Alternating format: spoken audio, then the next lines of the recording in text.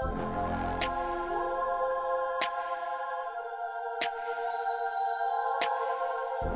the climb and moving under my prime, just quit my 9 to 5. I'm rocking, they watching, cause it's shocking, dropping.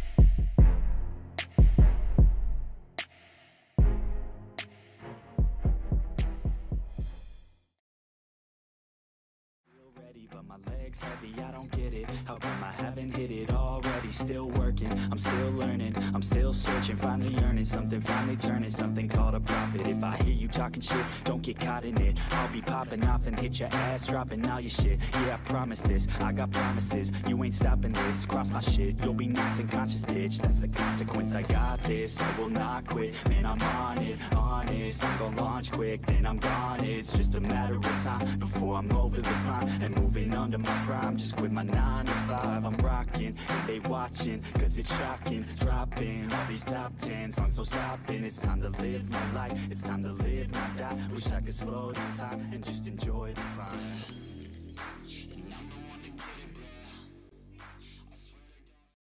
What is up, people? So, I'm pretty sure if you're not living under a rock, you guys have heard about the huge earthquake in Alaska. I'm just gonna play a quick clip of that real quick, just in case you haven't and you don't know how bad it actually got up there. From everything I've been looking at and reading on, it's not so much the size, because the 7.0 is a big earthquake, but it's not the largest, obviously.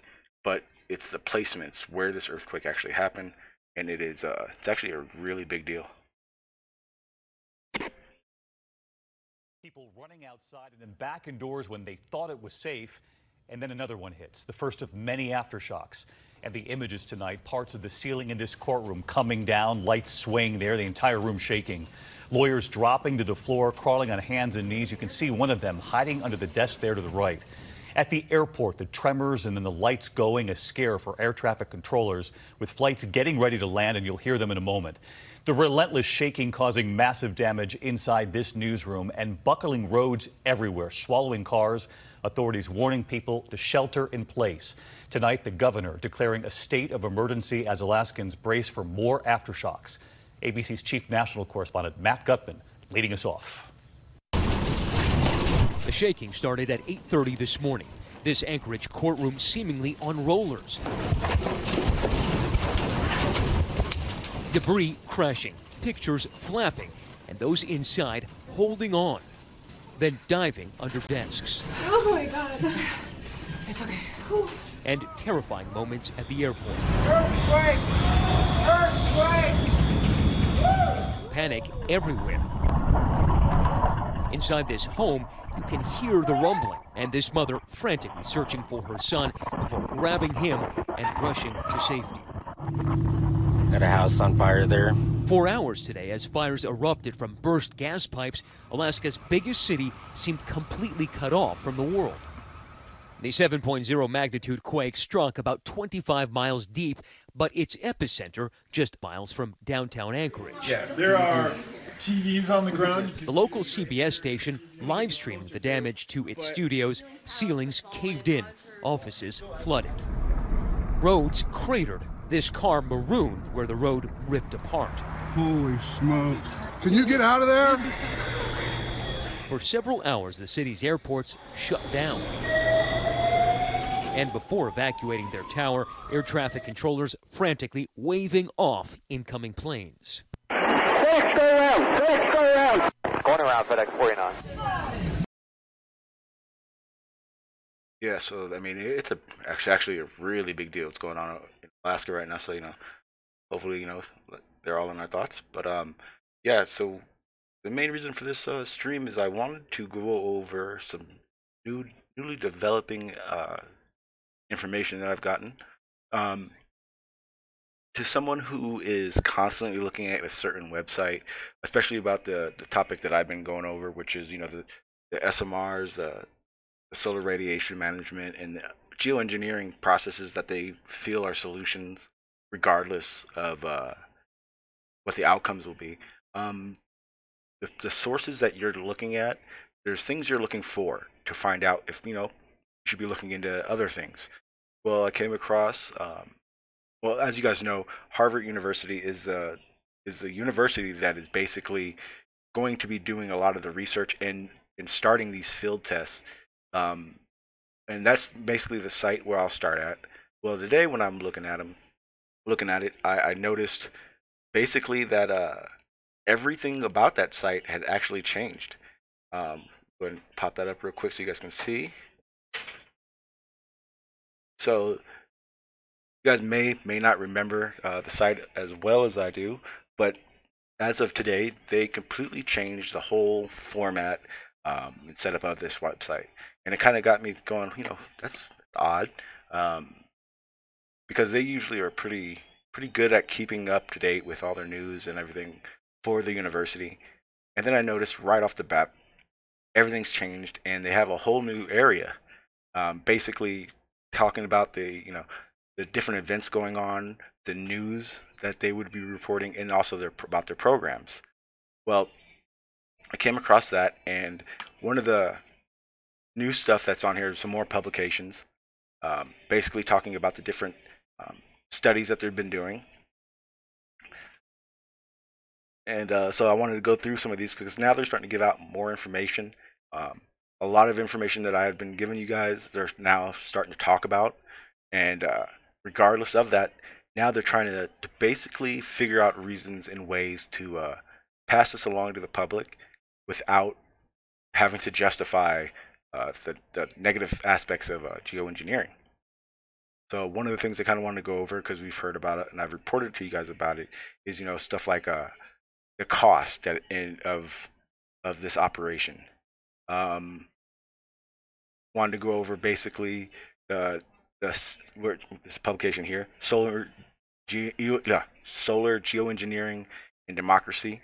That's basically, like I was talking about, who's going to control it, who's going to say what, you know, where it sprays, where who gets more, who gets less, and then the risk of termination shock from geoengineering. And that's the idea that if for some reason something happens and they have to just stop it right off the bat, because that's probably the biggest issue with even the idea of using this geoengineering. So let's kind of go through this one first. So one of the publications for stratospheric aerosol injection tactics and costs in the first 15 years of deployment. Right off the bat, they're telling us it's going to take 15. It's going to be 15 years of this spraying before they think it will have done what needs to be done. So right off the bat, they're talking about reviewed the capabilities and costs of various lofting methods intended to deliver sulfurics into the lower stratosphere. We lay out a future solar and geoengineering development scenario, having to increase the anthropic radioactive forcing beginning 15 years hence. So basically, they're saying they've done numerous tests on what would be the aspects or the effects of using these sulfate aerosols in the lower area. Not to mention, the other issue is that our ozone layer is in the region in which they plan on spraying. And regardless of, you know, where you stand on the shape, we do have an ozone layer, and by all intention purposes, it protects us. It actually absorbs most of the radiation that comes from the sun. The numbers I got from it were basically 75 to 80% of the sun's UV rays are absorbed by the ozone layer. And basically, any kind of sulfate will just destroy it. If you guys are in the industry of AC, refrigerant, for many years they were using a chemical which they call CYC now, that basically destroyed a huge portion of the ozone layer, and that's when actually the rise of temperature started happening. That was kind of one of the reasons they felt we had a lot to do with the the temperatures around Earth. But they get into that in one of the other reports. So what they're saying is they're calculating every year the cost will be $15 million or 1,500 tons -1 of material developed, resulting in an average cost of $2.25 billion a year. That's just over the first 15 years. And then they further calculate the numbers of flights. So this is how many flights they estimate a year would be 4,000 in year 1, laterally increasing by 4,000 each additional year. So by year 15, they're talking what, 60,000 flights a year, and that's each flight. They're going to be dumping a lot of the sulfate. We concluded by arguing that while cheap, such as an aircraft-based program, would be unlikely be a secret, given the need for thousands of flights annually by airliners seized aircraft operating from an international array of bases. So basically, they just full-heartedly went, hey, we can't keep it a secret, because by the time we start doing this and then we ramp it up, there's going to be so many flights in the air doing it, it'd be impossible to keep it a secret. When I'm reading that, I'm kind of going, okay, well, what are you guys keeping secrets? And it makes it so it's not even far-fetched to assume that's what they're doing.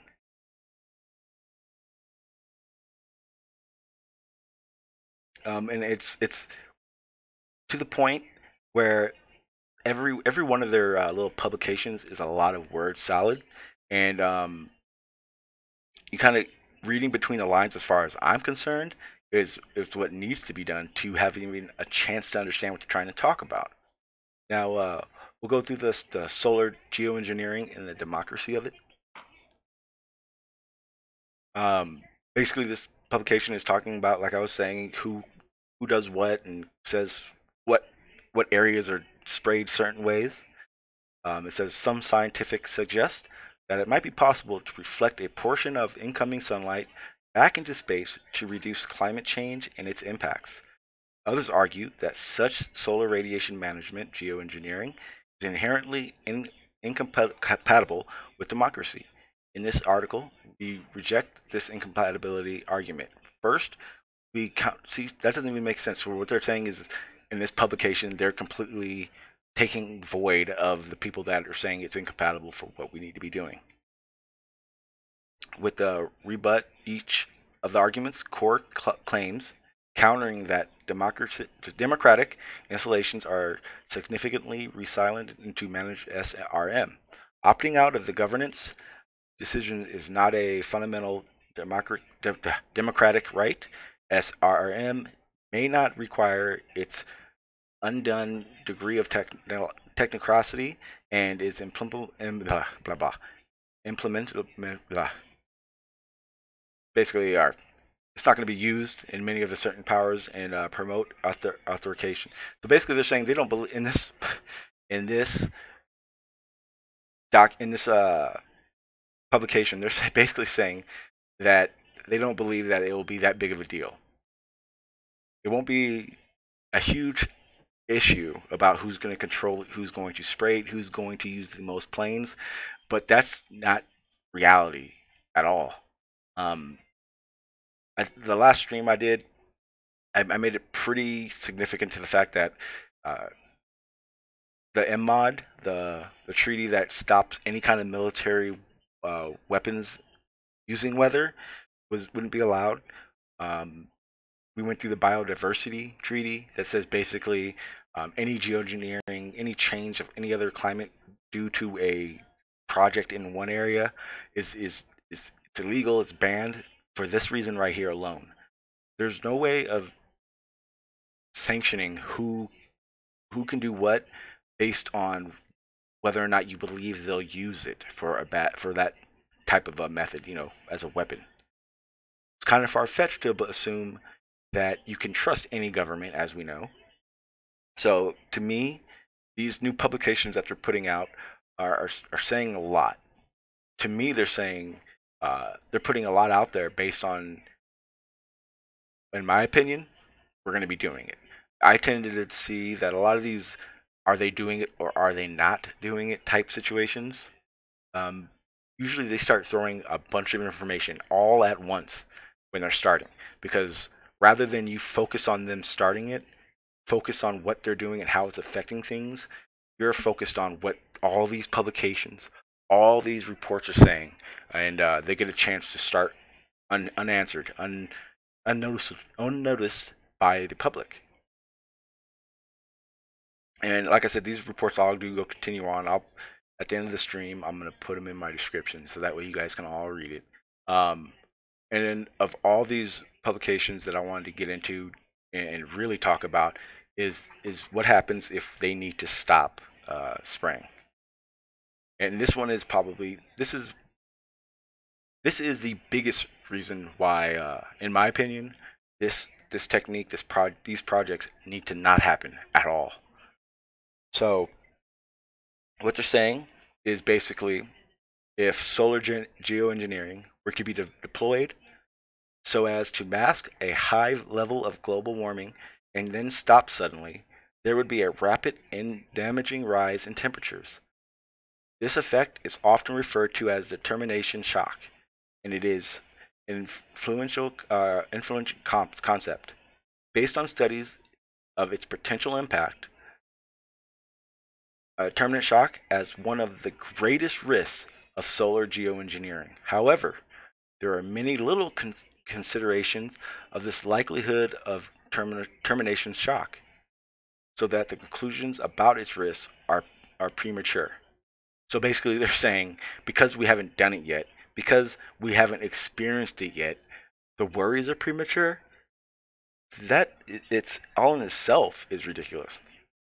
Not to mention, in the mod treaty, the biodiversity treaties, they're all supposed to notify the public when they're supposed to be doing these things, and there is very little, if any, actual information about these projects going on and or preparing to go on. Most of the stuff, if you guys Google search this stuff about the geoengineering solutions that they want to use, what you're going to come across are very, very minimal information based type organizations. And if you're lucky and you start Googling, say, publications in Arizona, then you'll start finding little bits and pieces about this project that they're planning to do, if any at all. And then the ones that you do find are very, very vocal about how bad these things are. But the worst part is that when they do question Harvard University's solar geoengineering course, they can't get any answers. And I kind of want to get that out right off the bat with everything I was going through, because it's a pretty big deal. So what's up, Jason? I saw you in here a little while ago. Thank you for coming through. What's up, Cigar Face? How you doing, my friend? See, everything's looking good in the chat. Hey, what's up, Trouble? So basically, what I've also decided what I'm going to be doing is I'm going to basically using the wonderful YouTube Premiere that they have now, because that seems pretty cool. Because I'm going to basically pre-record what I'm doing now, what I want to be talking about, and I'll premiere with those, and then I'll have a stream basically right after it, and then we can either go into it a little bit more, or go on whatever topic you guys want to talk about. Because what I'm noticing is that there's so much information I want to get out, and after talking to a few people, they're saying kind of it's kind of a long period of time before they get an opportunity to actually get on a panel if they even wanted to. So I'm going to change some of those things up just for that aspect, that everyone gets a chance to their asses on here and talk it out if they need to, or because a lot of you guys have questions and definitely want to be able to answer them. So now I'll be able to I'll be in the chat a lot more, and I'll be able to answer your guys' question a lot easier. So that's kind of one of the new things I want to start doing, and I'll be doing from now on. Right now I'm kind of getting the hangout up and running, so just in case. And then like I've always been doing, I'll open the live streams up, or the hangout up, sorry. And if no one wants to jump on, cool. And then we'll just end it up pretty quick. And then if someone wants to, they'll be here to jump on and ask questions or talk about what you guys wanted to talk about. For all I care, you know what I mean. Any topic you guys want to talk about is obviously a topic needed to be talked about. All right, so I'll go ahead and put this in the chat right now. All right, where am I putting this? 1 second.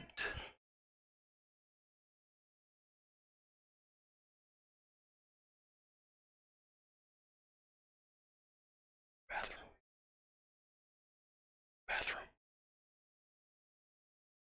All right, let me get this going. Where is? All right, I'm missing a window. Hang on 1 second, guys. Yeah, there you go. So like I said, if you guys want to jump on the panel, more than welcome to ask some questions, talk about whatever.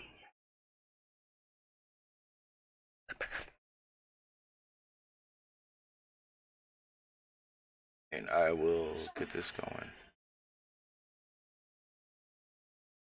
I did, so get this hangout up and running.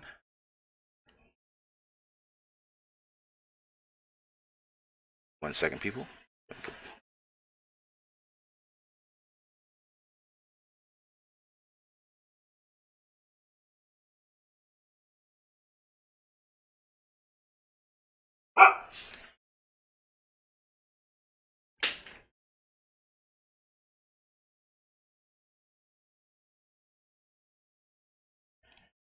Well, 1 second, guys. I'm trying to get this damn hangout to start back up because I had it going and now it's not. So if you are trying to use the hangout, you won't be able to for the moment.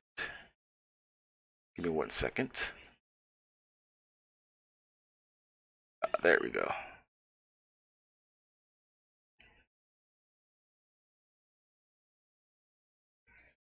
Perfect. There we go. So like I was saying, if you guys want to jump on the panel, if you have any questions, or you can ask the questions in the chat, I'm more than welcome to read them off. I'm going to start looking at it a lot more. With this, also, I kind of wanted to go over some other things while we're waiting, while I wait to see if anybody does want to jump on or have a question. Remember, there's dozens and dozens of other geoengineering things that they want to be doing. One of the other ones I'm going to talk about pretty soon, the next few days, is the cloud brightening, which is something that they are doing now. They're doing it now based on the fact that they're able to get away with it and not be seen by hundreds of people. So again, like I said, solar brightening basically is the aspect of they basically spray in the same way they would, the sulfate stuff. They're spraying other chemicals, and what they're doing is they're brightening the clouds to reflect. The issue with this is that it's because it's such a small scale capability that it's affecting small regions of the ocean, which then again is not. It's a weird thing, and I kind of want to just let you guys know that's where I want to do next, rather than just ear beat you with a bunch of disinformation that I can't get to you guys right off the bat. So I don't want to make it a exact conversation on it until I get everything in front of me. But I just want to let you guys know in the future that's basically going to be the next one.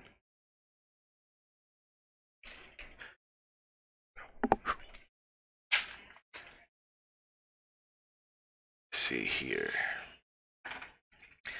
But yeah, like I said, if there's any questions in there, let me know, and I'll get right to them. Hope all is well. Jason says appreciate that. Yeah, it's the crazy part is a lot of people don't know about geoengineering and what it's capable of doing. Um, and I fully believe that when they started doing weather modification so openly, is kind of when that was their way of downplaying geoengineering, because there's a lot of people that almost right off the bat assume geoengineering and weather modification is the same thing. And the scary part is it has nothing to do with each other. Basically, weather modification being so little. All right. Hey, what's up? How you doing, sir? Good, good. I'm real good. How you been? Been good, man. Been good. Yeah, you were saying. Go ahead. I was saying you were saying in the chat that you've been doing a lot of geoengineering research. What, for the past 7, 8 years now, right? That was literally my first red pill. I stumbled upon a geoengineering video in 2011 when I started my first channel, and that was literally my trip down the rabbit hole. Yeah, it was crazy because actually I assumed, there's a lot of things that I was looking into when I found geoengineering, and I actually thought it was looking into geoengineering before weather modification. So when I heard about weather modification, I was over like, wow, they're doing this now every day. So yeah, it's when I really learned about the real things they're doing with geoengineering, it was a mind.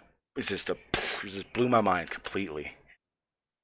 Absolutely, in my humble opinion, it's man playing God. 100%, 100%.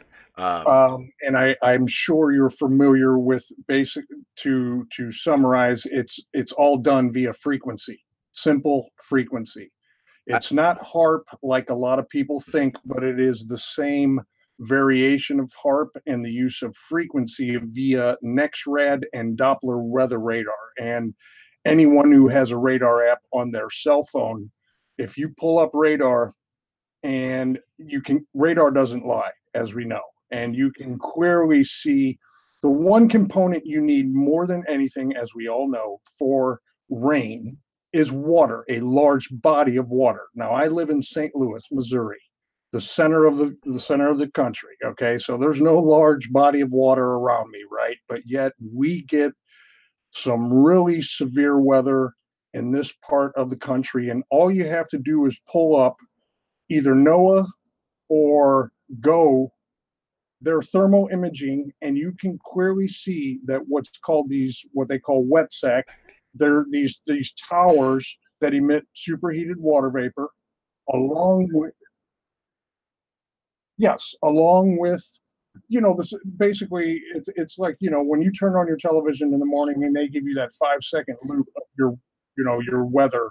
They're not showing you the full loop that you can see if you have a PC or a weather app, right? And you can see a 24-hour loop, and I can see these storms blowing up in Kansas and in Nebraska, where like we know there's no large body of water, and they come across Missouri and via what people call shelf clouds. Those what they look are roll clouds. Those are what they call heterodyning waves. Okay, that is a large burst of frequency where they can literally push a storm in any direction, northeast, south, or west. That we also know that they can drop tornadoes, that they can affect temperatures, that they can cause droughts and or blizzards, that they can cause temperatures to rise and or lower. Like I live in St. Louis.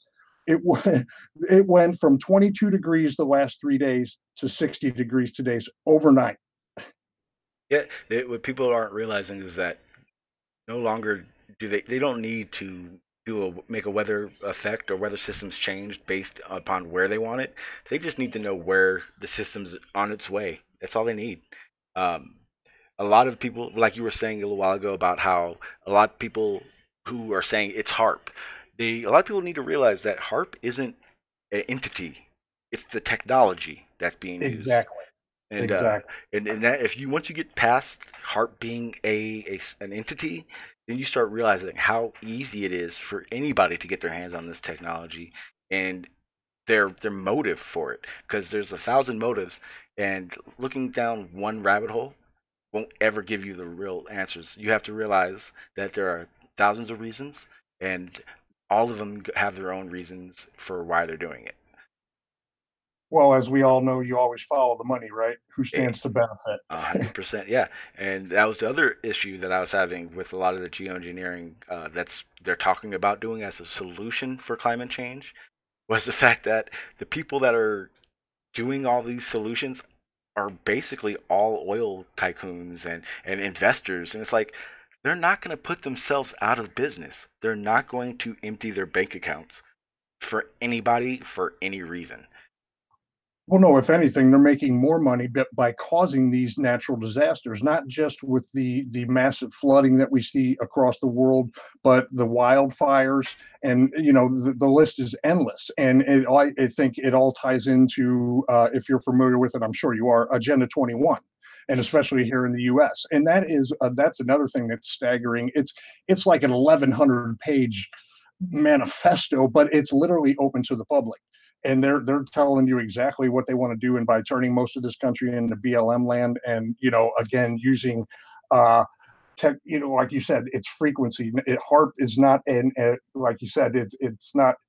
It's those next-red Doppler radar towers that give you your weather forecast every morning, that you see driving down, the little ball on top of a tower, a fixed phase array. Those things emit pulses, and when you look up in the sky and there's clouds with perfect 90-degree perpendicular lines going across, making it look like waves of clouds, that's the frequency literally traveling through the atmosphere, going through the clouds and pushing them where they want the storms to go. Yep. Yeah. And an even scarier aspect of it is the Dopplers, even though they're not very old. I mean, those are actually fairly new. Look at how long technology works. They're actually tearing down all the Dopplers, and they're using a system called AWAP. And basically, because with, I guess, the way the Dopplers work, they're not able to put out a full signal, 360 degrees. But these AWAPs actually are. So they'll be able to actually control multiple areas with, send frequencies in different areas and use those as their tracers, is what I call them. And have a bigger area to use. And that, when I read about that, that was crazy, because like I said, I thought Doppler was like the new method of seeing everything and using it as these tracers. Yeah, again, like you said, what is known to us in the truther community, who are doing serious research, as opposed to what is known to the public. Just imagine, what is going on behind closed doors with a multi-billion or trillion-dollar budget, things that we don't even know. Jason had mentioned here in the chat about 4G, and we're all moving towards 5G, and the whole, we're being bombarded endlessly, especially those of us who live in a concrete jungle or a big city, with frequency. I mean, our roads are crisscrossed with, power lines, and all our devices in our homes, our computers, our televisions, our PCs, all of that is frequency, our phones. And one thing I've often said to my viewers, you ever notice when you get outside of a city, and I'm talking like 200-300 miles, where you're like in a national park, or, you're in the middle of nowhere, you know what I mean? And for me, there's almost a physiological feeling like a weight, or this oppressive haze has been lifted off. I don't know if anybody's ever experienced that, but it's almost like being reconnected to his creation, if that makes sense. Oh, perfect sense. Because for me, I love backpacking, and I do it frequently. When I get out to a destination where there's nothing for hundreds of miles, the first thing I notice is what true quiet is. Like, it's an actual quiet, like, not talking cars, people talking, music, but in the air. It's quiet. It's a real quiet, and that was one of the things that made me start looking into the frequencies and how these things work and affect us, because it was so clear as day that when I sit in my house with everything turned off, you still kind of hear that buzzing. That's the frequency. Yep. And you don't hear it when you're nowhere near a city. You don't hear that, and that was one of the things I noticed right away every time I go backpacking.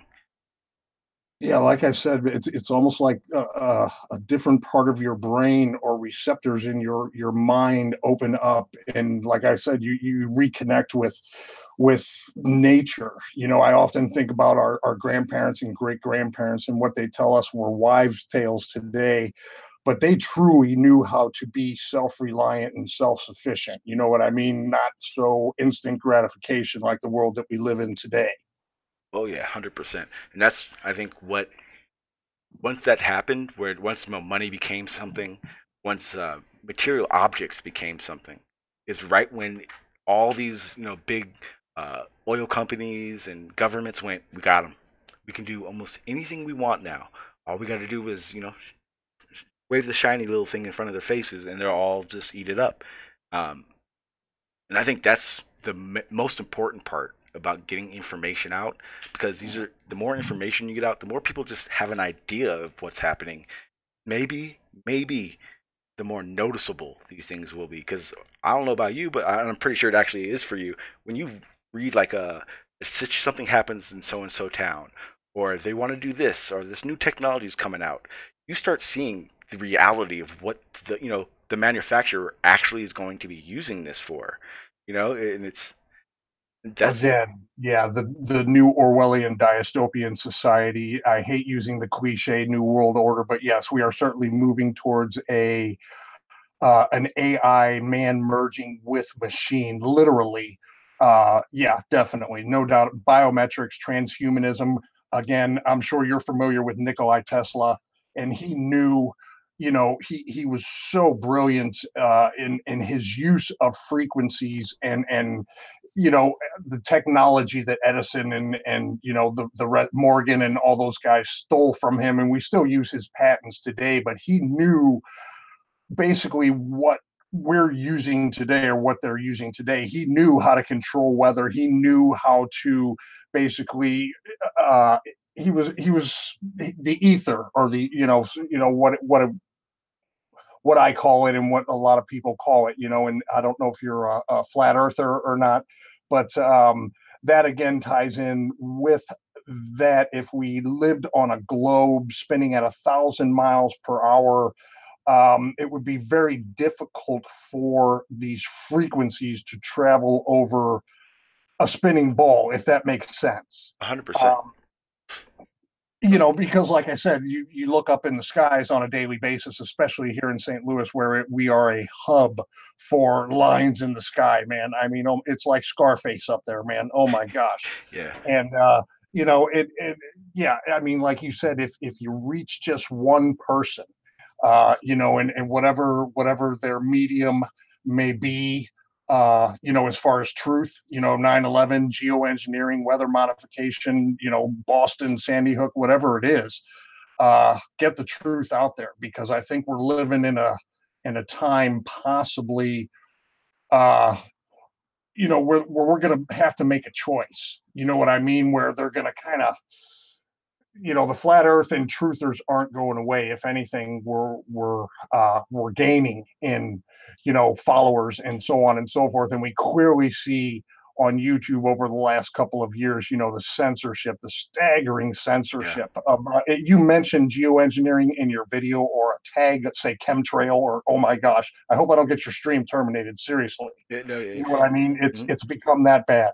Oh yeah, big time. One of the things that I've noticed is, and this is actually what's really got me worried. So they're talking about these geoengineerings and different solutions, as they call them, to this, to the heat, their Earth being warming up. And what I've always noticed from when I started was, obviously we're almost motivated by deniers, because those are the people we're trying to get to understand what we're trying to say without assuming we're crazy. And I've noticed now that once they start talking about it openly, not only have they been doing it, but they're either going to ramp it up or it's going to get worse. So to hear deniers talk about, so say, weather modification now, a lot of people will talk about it that didn't believe it, talk about it like it was known to everybody this whole time, and they were never a denier of it. And they're the ones who don't want to get more information. They're the ones who just hold and go, well, we know they're doing this, so that's as bad as it can get.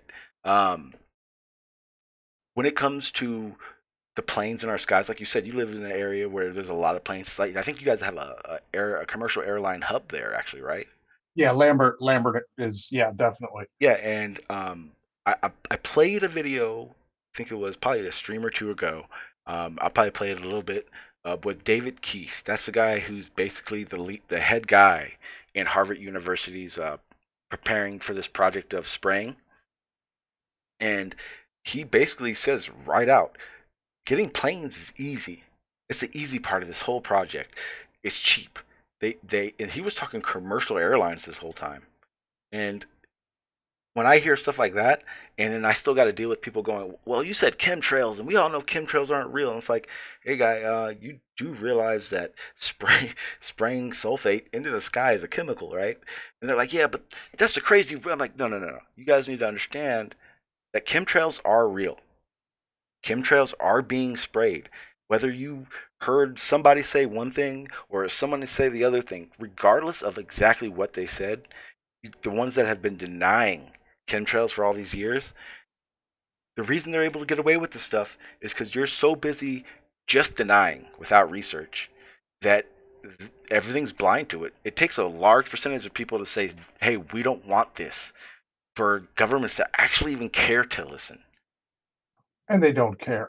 Yeah. And the bottom line is, I don't know how old you are, Sean, but I'm 49 years old. Okay. I was born in 1969, and I can tell you this is fact, and don't take my word. You can research it, please.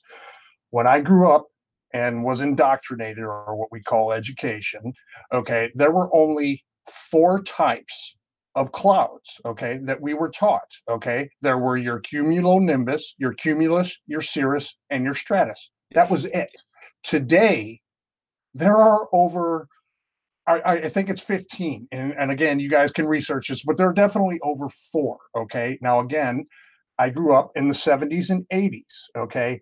The only lines you saw in the sky were what we know are contrails, water vapor. Okay. Planes flying, the hot engine exhaust, but it immediately evaporates. I never, as a kid growing up, saw what I saw until the late 80s and early 90s, when they really basically perfected it. And when then they obviously started building, as you know, and you said, I didn't know what you were talking about earlier about the newer towers, but that's when Doppler and X-Red really started coming online, was in the late 80s and early 90s, and radar was, amping up and so on and so forth. And they were really, perfecting.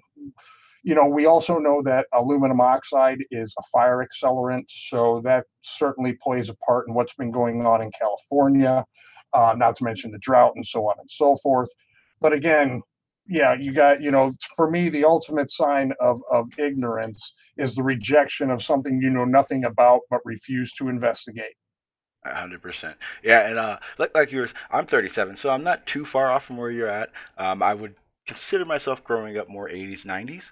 But what you're saying about the all of a sudden these complete dictionaries basically of different types of cloud formations that they have now, which definitely were not around as of 10, 15 years ago.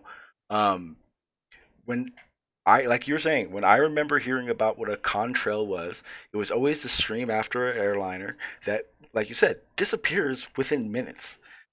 And then once I started looking into things more, you start noticing, and anybody can notice this now, planes, especially commercial airliners, they all run on lanes, is what they call them. And they don't deviate. It's not like you can just get in the air with a commercial plane and fly any direction you want. They're literally set in these lanes that they use every single time they fly. But what everyone's been questioning are these crisscross, anywhere, everywhere in the sky. And I'm sorry, there's not enough planes making contrails that are just regular planes that would happen. Clouds just don't form in these long 10, 15 mile straight lines. It's got to obviously be a plane. And why are they lasting so long? It can't be for the reason you guys are telling us contrails are there. And deniers, as I like to call them, they have no answers for it. So they just say, hey, you're crazy, and they're not doing it. And it's like, well, there's more than enough out there. You should really be questioning, if anything, because not everyone can get every answer. But like I was saying earlier, questioning goes a long way. Goes a very long way. And a thing, you're old enough to remember, obviously, and I'm even older. When I was, there were no computers, there were no cell phones, there were no. Well, we know there aren't any satellites, but there was none of that technology. And if you we've become so, or I should say, today's generation has become basically so indoctrinated with what we call chemtrails. Again, I hope I don't get your stream shut down, but yeah, because it's in movies, it's in commercials, it's in advertising, it's in magazines, it's all around, and so it's everywhere you see. So even if you're not consciously looking at it, subconsciously it's in your head to make it think that it's normal. But you and I are old enough to know that that is not normal. 100%. And Jason was saying something, or I'm sorry, Trouble About was saying something in the chat about acid rain. One of the biggest issues with all this spraying they want to start doing is that 100%. The acid levels in the rain will skyrocket. Definitely. And yeah, and again, there's always so much we can know, even with all the research and the patents, the numerous chemtrailing, not contrail, but weather modification patents that are, open to the public to see. Again, unfortunately, people don't do the research, and that's something that it probably aggravates you as well, is that, as I was saying earlier, that I'm old enough to remember that basically my only source of information came from television, a newspaper, or the radio. Yeah. Now, in 2018, we literally have the world at our fingertips to research anything and everything we want. So in other words, if you can investigate, you can do the research, it's right there. All you got to do is get a keyboard, open your phone, whatever it is. Whereas years ago, like I said, when I was growing up, all I knew was what we were told. Yeah. But now you can really start to find out the truth, thanks to people like yourself and other truthers out there. And all you got to do is just, like I said, it's so simple these days, but people are more concerned, about taking a picture of what they had to eat and tweeting that. Yeah, that is actually one of the most aggravating things in the world. And mostly the deniers that will be doing those things. Yeah, I remember and first, I know there's quite a few youngins, as I call them, out there. I remember when AOL came out, and you had to do the whole dial tone, the whole ringing, and all that stuff to go online. Yeah, it boggles my mind. It was like, sweet, I can download an album in a week. Yeah, that was the greatest thing in the world. The fact that you could, period. Right. And then now we're in 2018, and then. And I talked to a lot of Globers, and so you asked earlier. I am a flat earther. I'm more of a truther. I don't want to be considered a flat earther based on a lot of the disinformation that we're starting to get now. Yes. Yeah. And because I'm not here to become a flat earther without all is void, and I don't want to hear anything else. I actually want to know. So I prefer to be a truther in the fact that no matter what does happen, that's the truth I need rather than the truth I want. Yeah, and for me, like I told you, I had been on YouTube since 2011, and my first series of videos were on geoengineering and 9/11. Unfortunately, since then, I've had 6 channels terminated. But the point is, the information is there. And for me, I didn't learn about the flat earth until 2016. And because you have your own channel, every time you click on a video or you watch a video, that in the right-hand column, there's a series of recommended videos that YouTube thinks you might want to watch. Well, it wasn't until February 2016 that at the top of the recommended videos was Mark Sargent's Under the Dome. And again, as old as I am at 49, the stuff we heard, or I heard as a kid, it was the flat Earth was in cartoons and it was ridiculed and mocked, and it was never anything I ever gave any serious thought to. But as we both know, Mark Sargent is more or less an atheist. But the scientific evidence that he presented really, just raised so many red flags. And I'll admit this, that I was raised Catholic, so I am a Christian, but I define myself as a follower of Christ. And that, for me, was it wasn't an epiphany. I didn't dance a jig. I didn't get mad. I wasn't angry or happy or glad. For me, it was more, I guess, a sense of guilt that I didn't, I profess to be a follower, and that I didn't know the scriptures the way the way I should. And holy cow, because we both know that just alone in the scriptures, there are so many references to his creation having four corners and ends. I certainly don't buy the A.E. Gleason map that we're surrounded by an ice wall, because that is straight out of Game of Thrones. Goosh, if you're gonna lie, at least come up with something original, But yeah, for me, that was like the ultimate red pill, like the deception, like everything I grew up and learned in the 70s and 80s was just complete and utter BS. And you know what I mean, that all the science and outer space and planets and all that kind of stuff was just complete garbage. And yeah, and so for whatever reason, I don't know, I guess it was like I said, I'm not trying to push God down anybody's throat, but for me, somebody with like a couple $100 and a balloon set it up and basically showed everybody that like everything NASA ever taught us and science taught us was a basic lie. Yeah, and what I say about NASA is so. I would hope now, 2018, our technology is getting us to the point where we're able to start doing these type of things. But as far as I've always noticed, and what I say about NASA is, I feel that NASA is selling us space. For the people that just all outright just believe everything NASA tells you, and everything they show you is true, um, you're being sold an image. You're being sold an idea. And when it comes to the day and age that we're in now, I don't think anybody should believe anybody. I mean, anybody in the chat. I don't want you to hear me and assume it's how it is. I'm only here giving.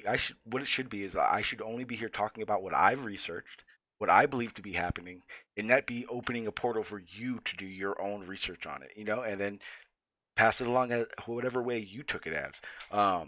It worries me. Sean. Well said. Well said. It really worries me that there are people out there that are willing to hear a bit of information and just live their lives upon it. And that's what they want. That's how they got away with so much before the internet. They had nothing to go against what they were telling us, and nowadays they do. And that's when, like you were saying, now you're seeing channels get taken down left and right. You're seeing people being muted just from anything they had to say. And one of the kind of things that I've heard a lot and that I now 100% believe is whether it be trolls, whether it be YouTube or any other situation for getting taken down or censored, is you're probably on the right track if you're having these issues. Exactly. And what, like you were saying, you were worried about. I don't care what anybody says on here, because if you take this channel, I have 2 more ready to go. It's realistically, it's not about subs to me, and it's not about views to me. I just for me personally, want a place to be vocal about what I know or about what I'm researching. So, well, like you said, it's about truth, and as you so brilliantly said just a minute ago, I don't want to claim that I know what his creation looks like. I just know that we don't live, and pardon me, but we do not live on a spinning blue testicle. Okay. That's all. And like you were saying about NASA, a multi-trillion, or excuse me, an annual multi-trillion-dollar budget to feed us CGI and fake pictures of fake outer space. And for me, in my humble opinion, as we both know, the flat Earth is if it was a trend, if it was just something that was, if it was a joke, it would not have lasted or be gaining in strength like it has on YouTube over the last 3 years. So there is definitely some truth to it. And the way I think it's going to play out is there's only really one card that the globe believers can play to debunk the flat earth, and that is the fake alien card. And we all know, and if you know my channel, I've been putting up, every month a series of what I would call UFOs, glowing orbs in the sky, and things that are going on, that they're either man-made craft or they're from, in my humble opinion, it's my channel name, Ephesians 6:12. They're demonic, they're malevolent, they're the Nephilim. Okay, they're the old men of renown returning. As it says in 2 Corinthians, angels disguised as light. Lucifer will masquerade. And I think, like I said, the fake alien card, the use of frequency geoengineering, like Jason said, moving to 5G. We all know with artificial intelligence, Sophia, AI, biometrics, transhumanism, we're moving towards some sort. And then again, you have to think about companies like DARPA, Boston Dynamics, and Black Ops, Skunk Works, companies like that, and if Area 51 is even remotely what they say it is, but we know that there's definitely black projects going on that you and I, the public, don't know about. Yeah, and that's the scary part. I just learned maybe a few months ago about Skunk Works. If anybody hasn't heard about Skunk Works, I recommend you doing it ASAP. Once you read about what Skunk Works is and who runs it, everything else it'll blow your mind. You'll realize everything you thought you knew, whether you're a truther or not. You have a long way to go to even understanding half of what's going on. It was like, wow. When I found out just who ran Skunk Works alone, it worried me.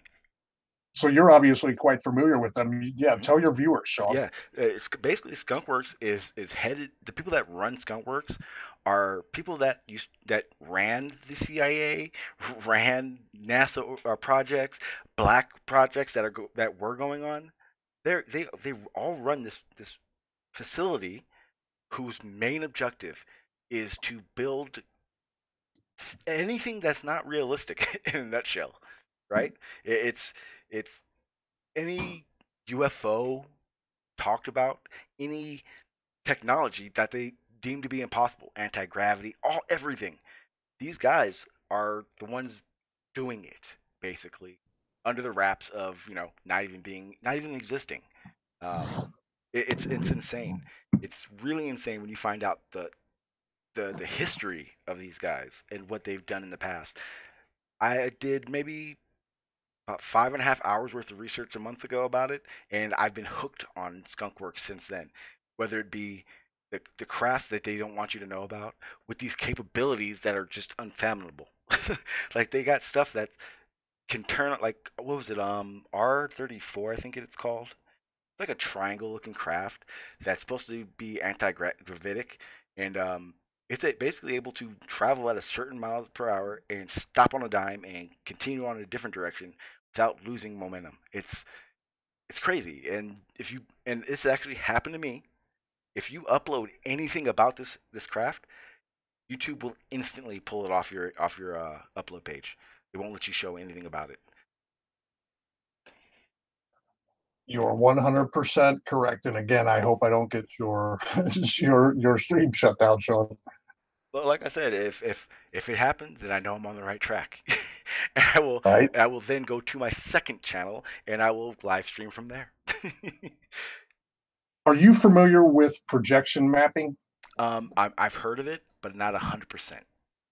Okay, to basically give you an idea or an image in your head, you've seen where they will use a projector and put it on a large building, and basically They can manipulate images. It's a 3D fractal type of projection onto the building to where it almost makes the building look as if it is alive. It's a type of holographic technology.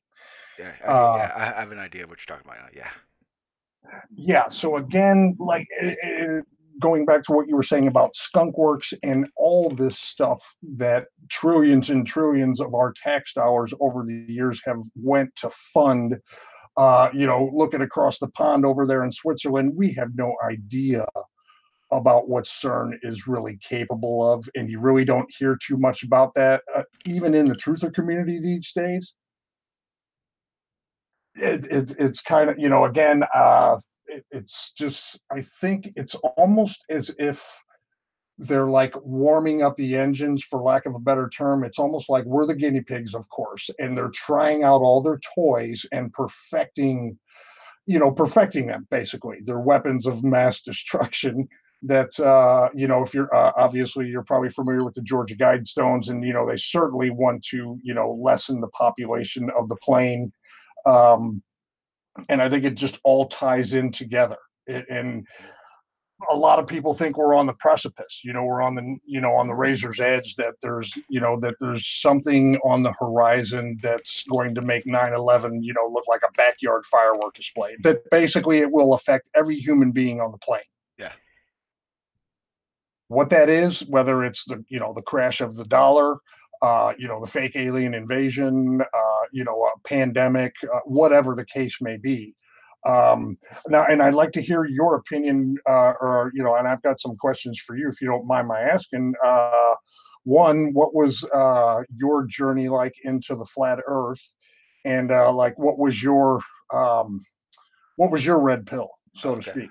I've actually, before I heard, even so, I'd kind of been like one of those conspiracy theorists for a while before that. I was actually doing a lot of research into 9/11. Now, a lot of people know that when I talk about 9/11, I purposely would avoid talking about the planes. I would avoid talking about, thermite, hologram. I would avoid anything that didn't seem realistic. So what I was doing is I was constantly looking through documents, chain of reaction type situations that would show me what was going on.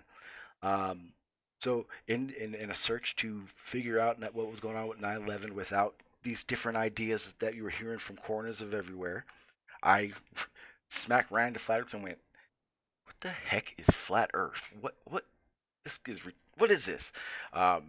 Started listening to a couple of live streams. You've Been Exposed, and luckily, because it is not that way now, they actually gave me a lot of respect as a Glober. And I got to learn a lot, not even learn, but figure out what to research. And then once I started doing the research and realizing what I actually observed myself, it made all the sense in the world. Why people were saying we live on a flat Earth. And then once I really looked into it and really opened my eyes to what was going on around me, I realized, yeah, I actually do observe everything as flat. There's a lot of stuff I don't know. There's a lot of stuff that would probably maybe even change my mind. But now who knows everything? And who just outright believes everything they're told without researching it? So I've always been basically the type of person that I will look into it, and if I can understand it and it makes sense, then that's kind of the path I'll go. And for the past year and a half now, I'm seeing flat and not a globe. A lot of people, when I first came around, were like, NASA this, NASA that. And that's when I found out, hey, the things you're seeing with NASA, it's generated through an artist's eyes. No, it's not. Okay, well, let me show you where NASA will tell you that it is an artist's rendition. Let me show you where they'll tell you that what you see is depicted to look that way to keep the youth wanting to know more about space, wanting to go to space for that matter. And that's when I realized that they were selling space. It's all basically been a long, long path to realizing what flat Earth was and how it worked. If that sums up how to answer the question, I know it's kind of long-winded, but to me, it's kind of a long-winded answer to how and why I believe it's flat. your common sense tells you that, right? I Yeah. mean, you don't feel like we're spinning at 1,000 miles per hour to the east. And I mean, and like you said, it was the common sense, or at least for me, Mhm. common sense questions that I started to ask myself. Simple common sense questions. Yes. I lived abroad over in Europe for 4 years, so I traveled across the Atlantic many, many times on a plane, and often thought like, okay, why, why can't it? Where's the curve? You know what I mean? And oh, you're not high enough. You know, we all hear that argument. Okay, well, then scientifically, mathematically, hypothetically, if you're in a plane in New York City and you're flying to Los Angeles, California, okay, well, if the Earth is spinning at 1,000 miles per hour to the east, technically, instead of that flight taking 4 hours, mathematically, you know what I mean? It should take half the time because the Earth is obviously in California and Los Angeles are spinning towards New York City. So, and hypothetically, if you were traveling the other way from Los Angeles to say New York, the Earth is spinning at 1,000 miles per hour to the east. Planes only fly at 500 miles an hour. Okay, well, mathematically, the plane would never make it. Yeah. Right? You know what I mean? Because you're constantly moving away. Yeah, and that's exactly what the issue was I started realizing that, and I love using this term, and I can't get away from it. What I realized really quick was is that everyone who wanted to convince me that it was a globe, they were more confident in science than science is in itself. Basically, being they'll tell you yes, that's absolutely how it is. Then you go research it and you find out that they don't know very much about anything. They have their ideas, they have their theories, hypothesis about it, but when it comes down to it, no, they don't. For instance, gravity. Me trying to understand what it even could be, talked to a lot of people that were were in physics, and came across a lot of interviews of these scientists that were trying to figure these things out, and it came out right away. We don't know what gravity is. We're trying to do this. We're trying to do that. But you talk to anyone trying to convince you of it. Oh man, gravity is so real. It's you can look at it. You can do this, do that, do this, and it's like, okay, well, how come you have so much confidence in it, but the people that are telling you this, they actually don't? That's Exactly. that's when that was the real red flag for me. And anyone who knows or has researched gravity, basically that's like the French call, it's French fancy for calling a nanny an au pair. Yes. Okay, it's buoyancy and density. And Newton, in his book Principia, states, quotes, that it is a theory. Okay, to this day, no one has, like you said, no one's been able to define it. And when you think about it again, your common sense takes over, and you go, well, it's buoyancy and density. Okay, why does smoke rise and birds fly and escape this all-powerful force of gravity? When it again, like you said, Neil deGrasse Tyson, those of us in the flat Earth community, when he was asked to define what it is on his radio show, he couldn't. Yeah. I mean, he straight up couldn't. Yeah, and my favorite one was when he dropped the mic. Now, now, if someone came at me and was like, "Well, this, and this is what we believe to be a force, and let's call it gravity, just for now." Well, hey, you know what?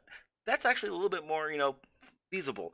But the way people talk about gravity as is at its just null and void, concrete, this is how it is. That's what turns people off of even hearing those things, because for one, my biggest issue is the idea of this gravity and how it works isn't based from this time when technology was in a boom, or technology could give us these answers. Everything's still based on 500 years ago. My question would be, how did they know all this? How could they possibly know what anything was like in the vacuum of space 500 years ago?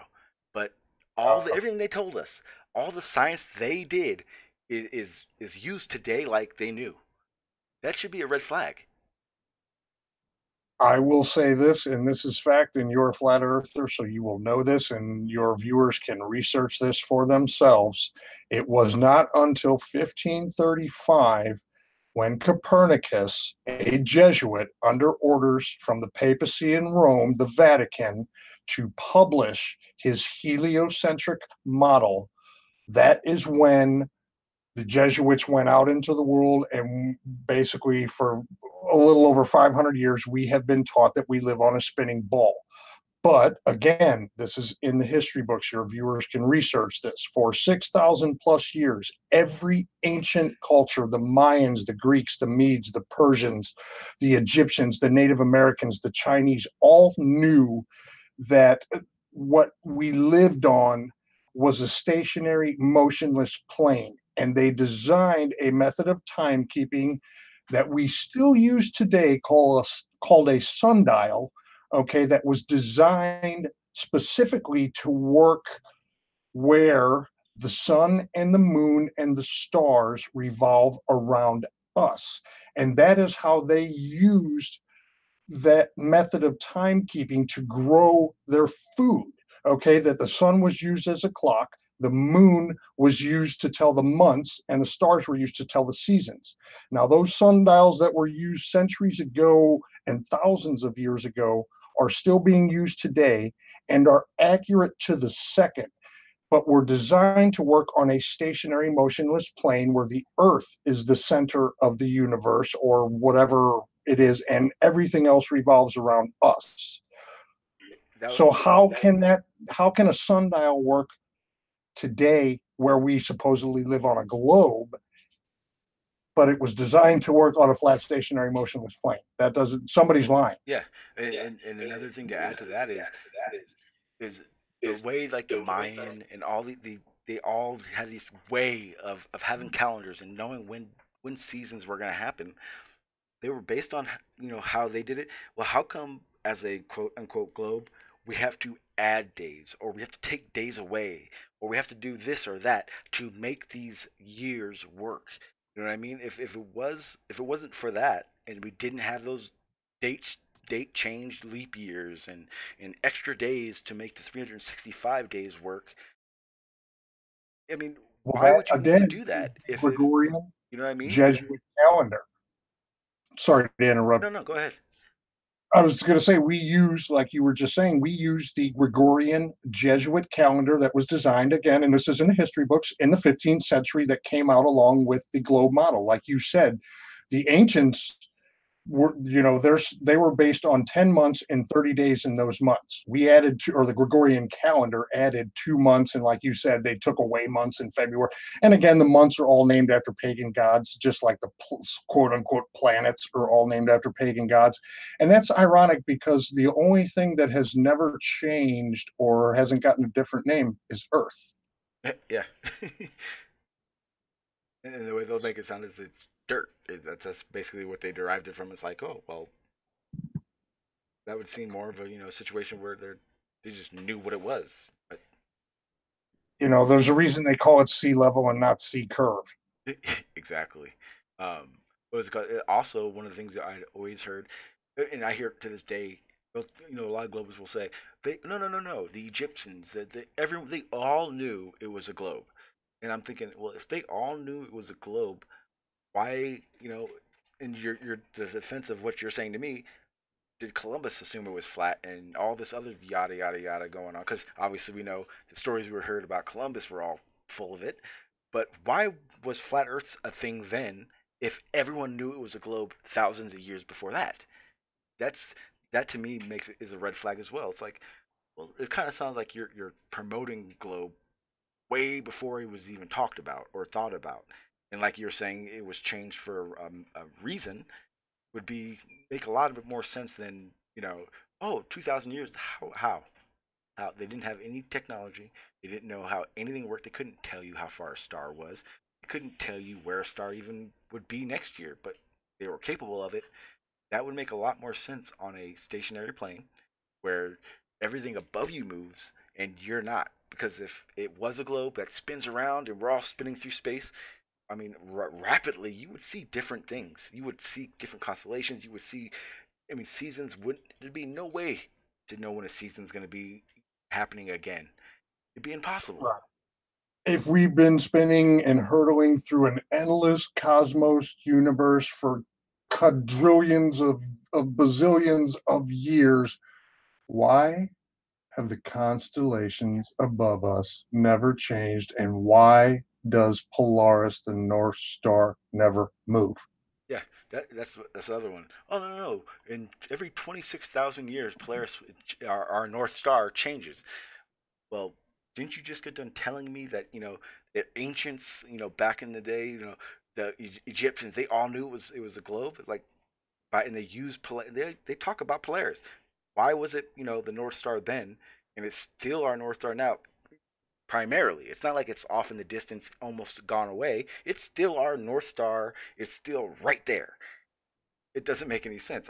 You would think we'd be passing that thing by all different stars every other night if we were traveling that fast. Because I did the numbers once, and with all the spinning and all the this and that and the shooting through space, basically what they're telling us is we travel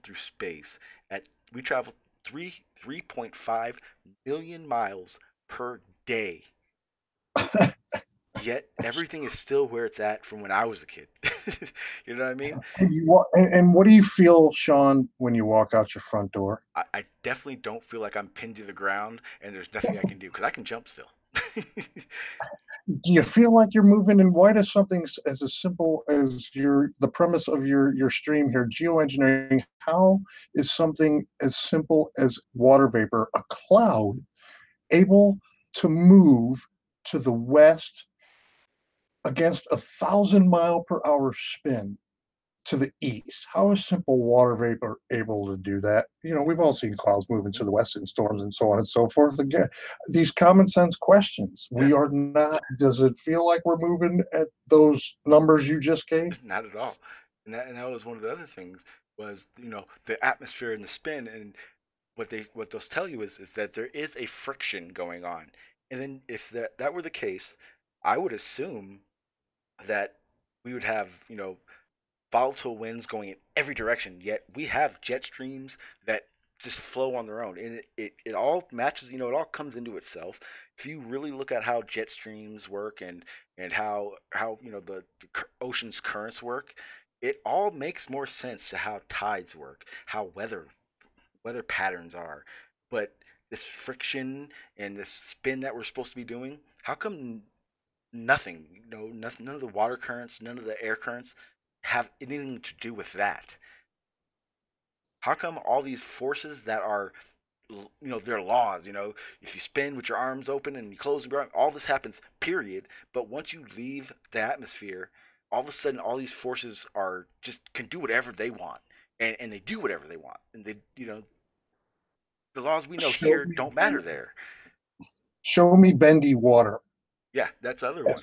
I mean, as Pete would say, I mean, and Candy knows in the chat who I'm talking about, Pancho Pete. Yeah, it's just simple common sense questions that you start to ask yourself when you finally really do some research. And what's brilliant about it is that you and I, simple people, can do these experiments, and they're repeatable and testable, that we can show to others, but yet no one in quote unquote globe world can show me gravity. No one can show me that we're moving at these, millions of miles per hour.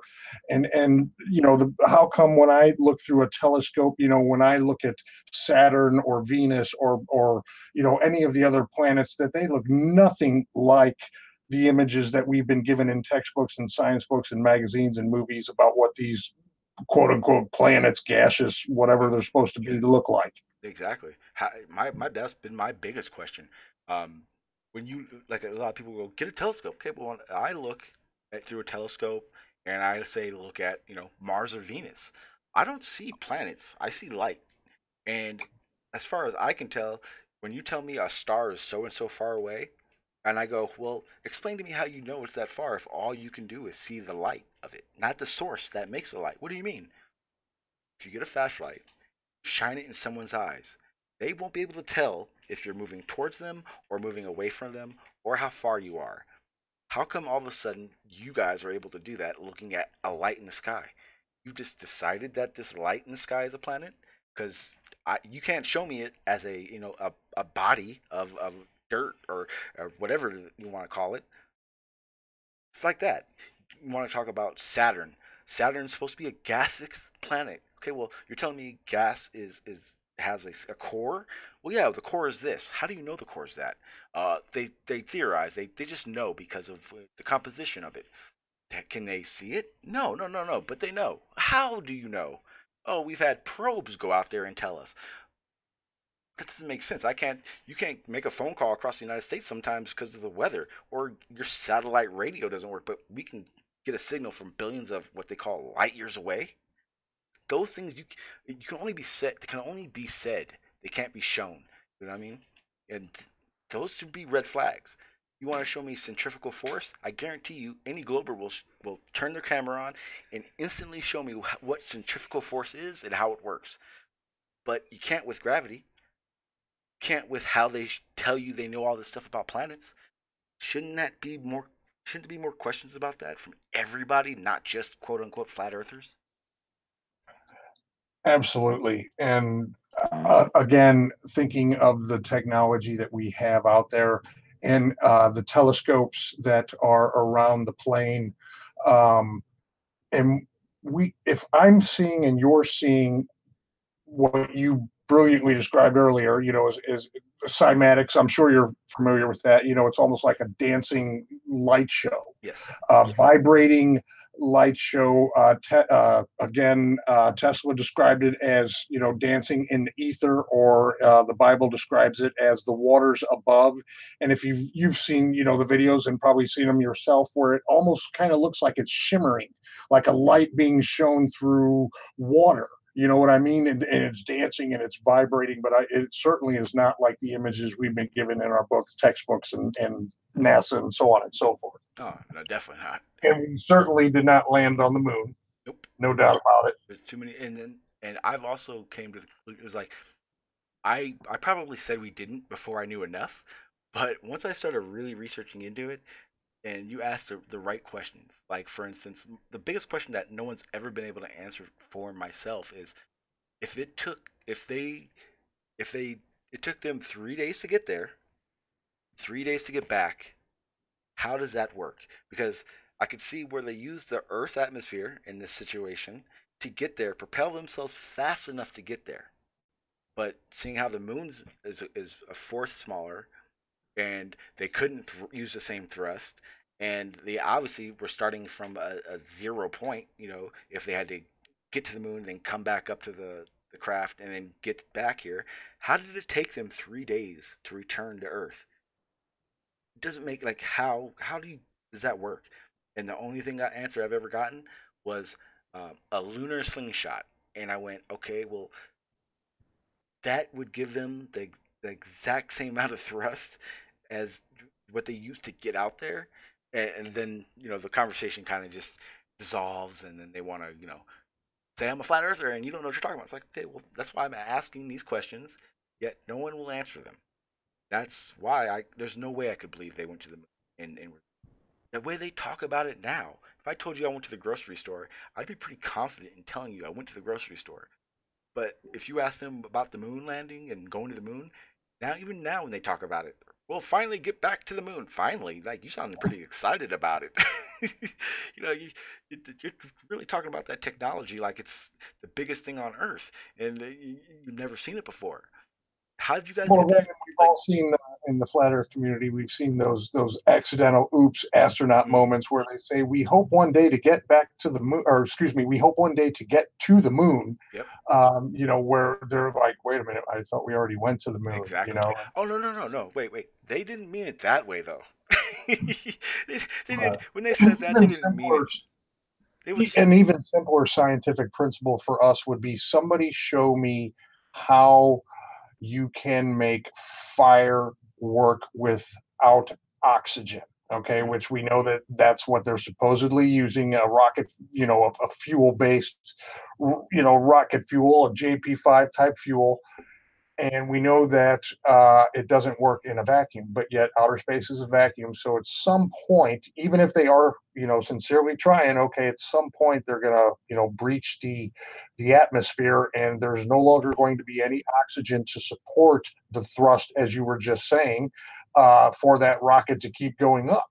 So it's because it's basically just we've seen what's his face. Oh, Richard Branson, the amateur guy, who keeps trying and he basically can't get above about what is it? I think he got up to about 135,000 feet before his engines just keep failing out. Keep on one second. I'm talking to my son at the moment. I'm sorry. I apologize. Not a problem. On top of the microphone there. Yeah, that package. I apologize. Oh, don't apologize. Family first. Yeah, Man. it's the information that we're getting in the slips in the red flag. I mean, I honestly don't know how there are people so confident in what they learned rather than what they've researched.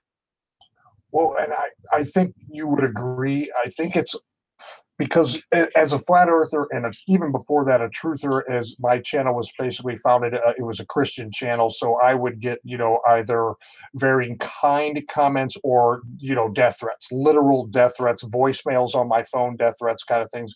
But it wasn't until the flat earth kind of manifested itself where it really got malicious on my channel, where you would have, like I said, you would either have people that were on board, or you would get the haters and the obligatory trolls, of course.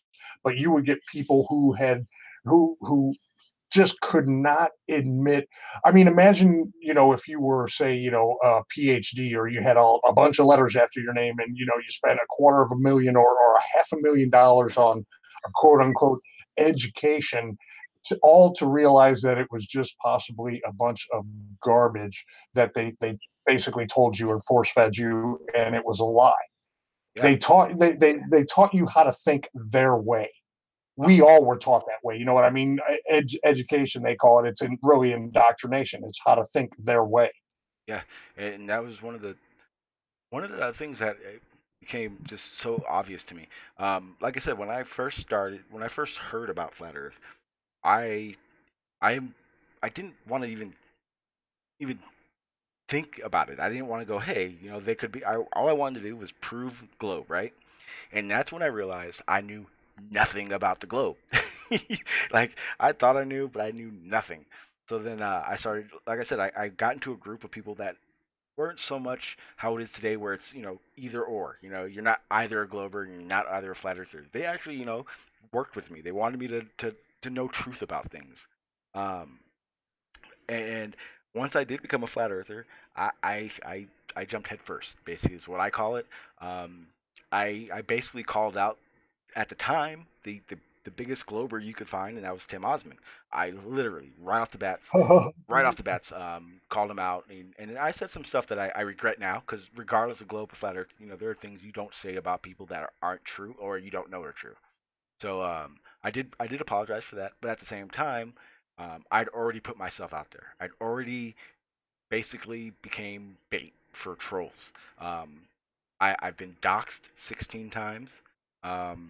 I know every single troll there is out there. And like I said, I from the second I became a flat earther, I was dealing with all those things. Which, in actuality, I am happy that happened, because all those things are nothing to me now. You know what I mean? They weren't things that were going to deter me from getting that truth out there or researching, because I was already ready to research, and I'd already realized that I wasn't getting truth from the mainstream. I had to look for it myself. And like I said, I'm an open person. I don't do in what I call stupid things that the world couldn't know about. So me being doxxed, to me, was just me knowing exactly who had an issue and who thought it would affect me. And like I said, I know I'm still here. I'm still looking for truth. None of that stuff affects me. It's just what it is, and you gotta live with it, or you know what I mean, or run. And I'm not the type of person that runs. Well, like you said earlier, man, when you get threatened, you're onto the right track. And you spoke of Jacob, and he personally would call me and leave me death threat voicemails, emails, and because I am good friends with MGTV. Yep. And I've known him since I got into the flat Earth community, and he's come after me. I'm sure like you said earlier, it's not gonna stop. I'll just make another channel. I have my website. We're not going to stop. The truth is going to come out, whether or not, and it may come to a point where they may show up at your workplace or your home, and you may just disappear. They're going to give you an ultimatum. You know what I mean? Where you might have to make a choice, because we're not going away. The truth, whether it's geoengineering or pedophilia, Pizzagate, 9/11, the petrodollar, the false wars and fake, whatever it is, just get the truth out there. It's all about the truth. Yeah, and I've had this open invitation since day one. The trolls and the people that do those things, come on my panel and tell me exactly what the issue is and why you're doing it. And if it was a good enough reason, I'd stop. But the problem they'll always have is they can only have two answers. You're onto something, and the real truth scares me, or I don't like you. Those are the only two answers a troll could have, and for doing anything they do, and they're never going to be good enough. Like I said, I told a buddy of mine, yeah, I've been doxxed. My information's out there. I don't have the best credit in the world, so good luck with that.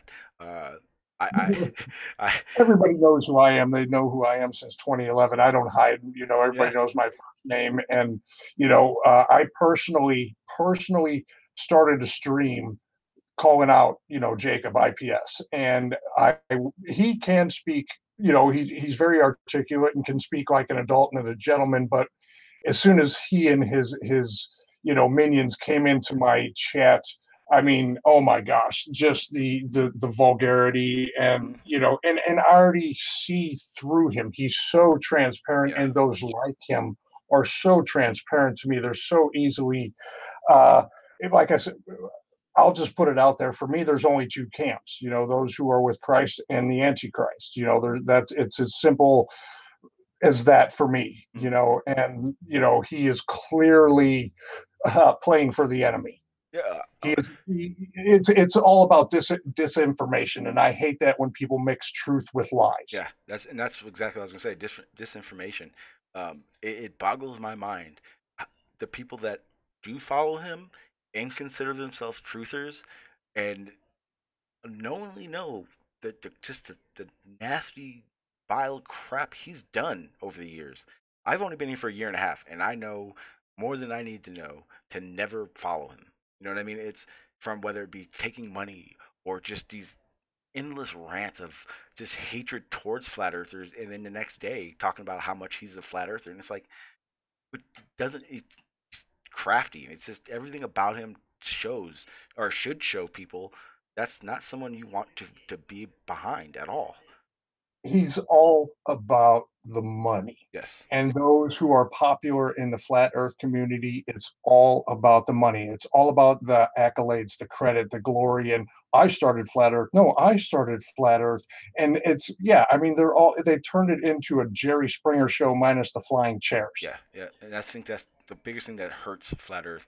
A lot of and unfortunately, there are people that I respected when I first got around, but now you can tell 100% without saying names that it's just a television show to them now. It's not getting the truth out. It's what are my ratings gonna be next stream? That's all about profit. Yeah, the flat Earth meetups, in Denver. It's about money. It's all about money. And then, like you were saying, the AE map is so easily debunked, as is the Gleason map.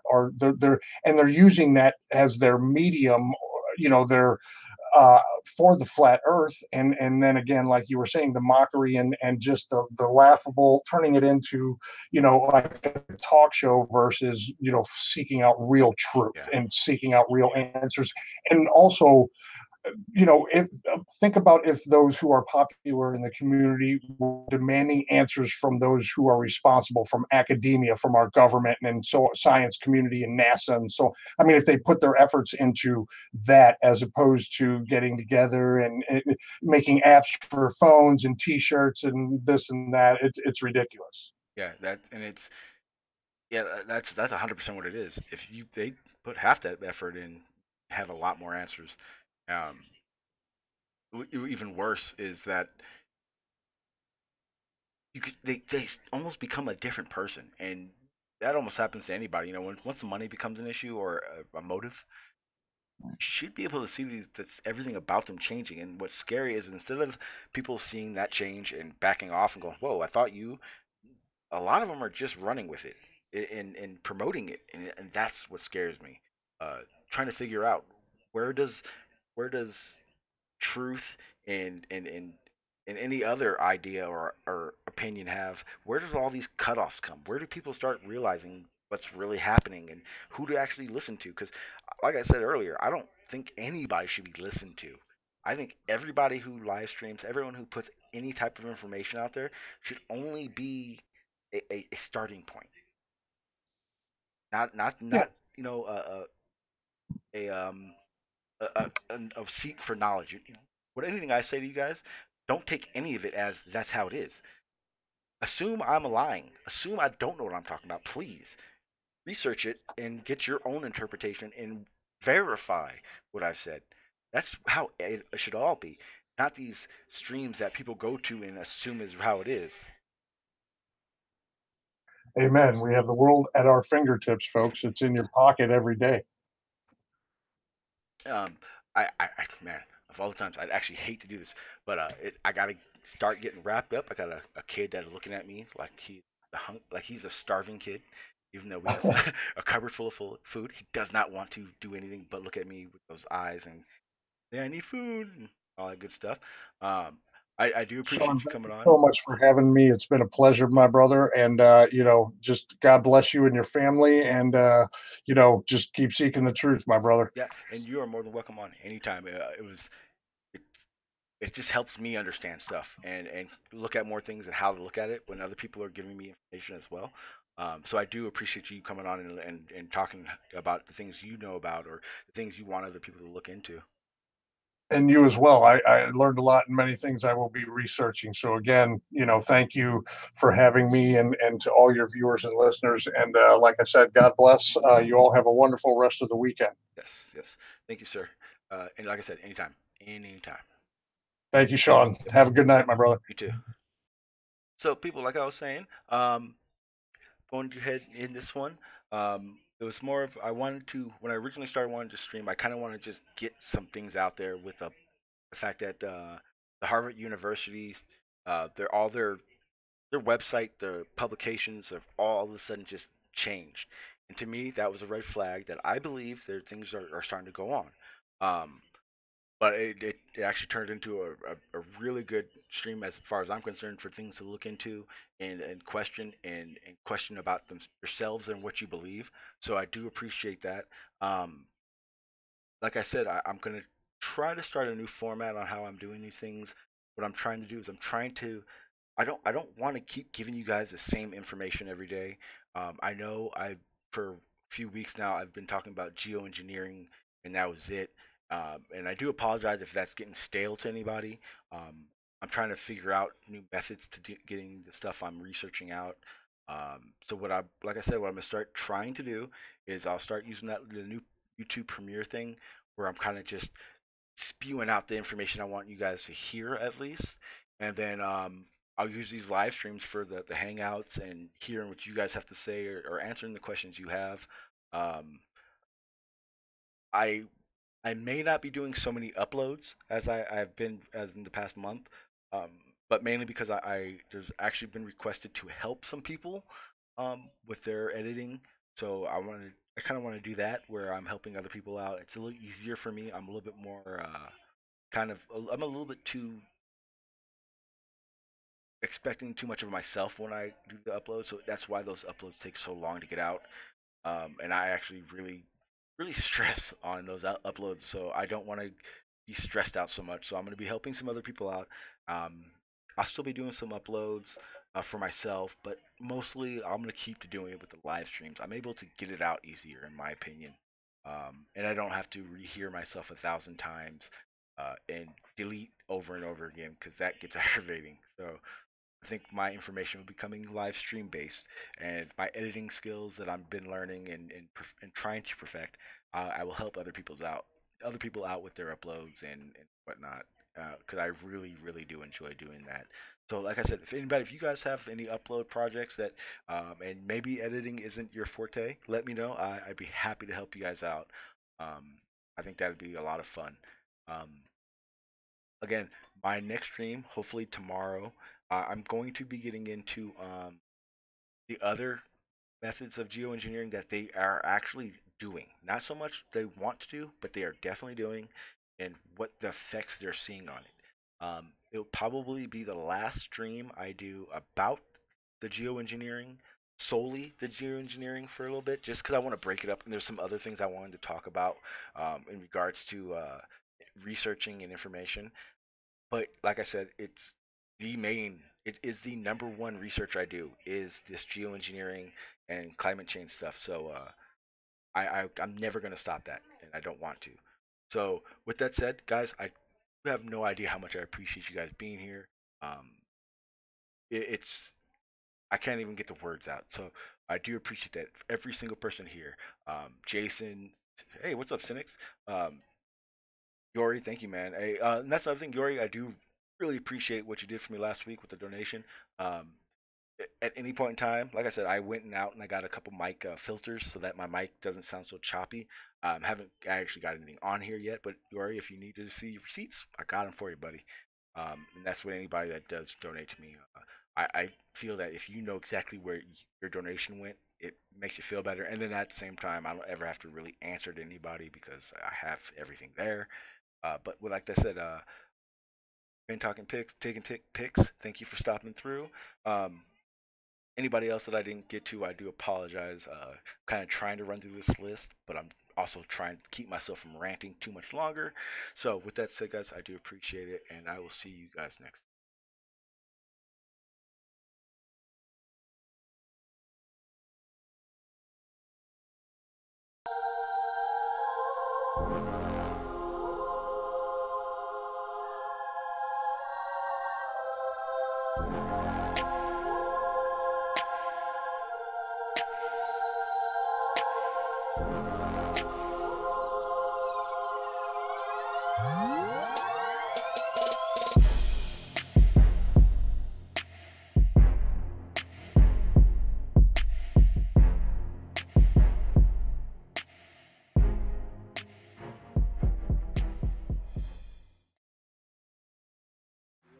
But my legs heavy, I don't get it. How come I haven't hit it already? Still working, I'm still learning, I'm still searching, finally earning something, finally turning something called a profit. If I hear you talking shit, don't get caught in it. I'll be popping off and hit your ass, dropping all your shit. Yeah, I promise this, I got promises. You ain't stopping this, cross my shit, you'll be knocked unconscious, bitch. That's the consequence, I got this, I will not quit. Man, I'm on it, honest, I'm gonna launch quick, then I'm gone. It's just a matter of time before I'm over the climb and moving under my prime. Just quit my 9 to 5, I'm rocking, and they watching, cause it's shocking. Dropping all these top 10 songs, no stopping. It's time to live my life, it's time to live, not die. Wish I could slow down time and just enjoy